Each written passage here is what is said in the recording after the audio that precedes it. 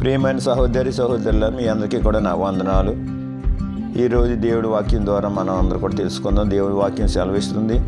సామెతల గ్రంథంలో రాయబడిన మాట, ప్రతి వారు కూడా కష్టపడాలి అని వాక్యం సెలవిస్తుంది.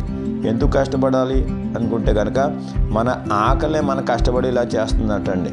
మనం కడుపు నింపుకోవాలంటే మనం ప్రతి వారు కూడా కష్టపడాలి.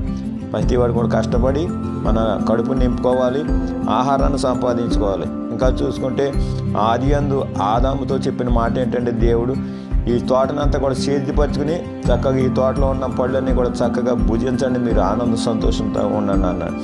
ఇంకా చూసుకుంటే మన వాక్యంలో చూసుకుంటే సోమరిగా ఎవరు ఉండకూడదు.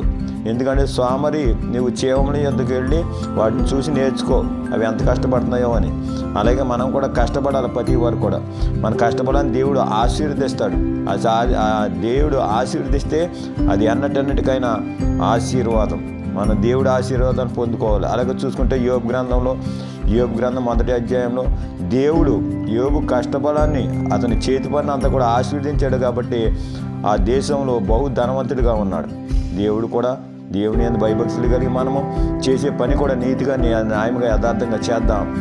అప్పుడు దేవుడు మన కష్టపడాన్ని దీవిస్తాడు, ఆశీర్వదిస్తాడు.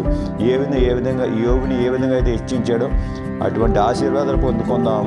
మనం కూడా బహు ధనవంతులుగా దీవించబడదాం. అటువంటి దీవెన ఆశీర్వాదం దేవదేవుడు మనందరికీ కూడా అనుగ్రహించును గాక.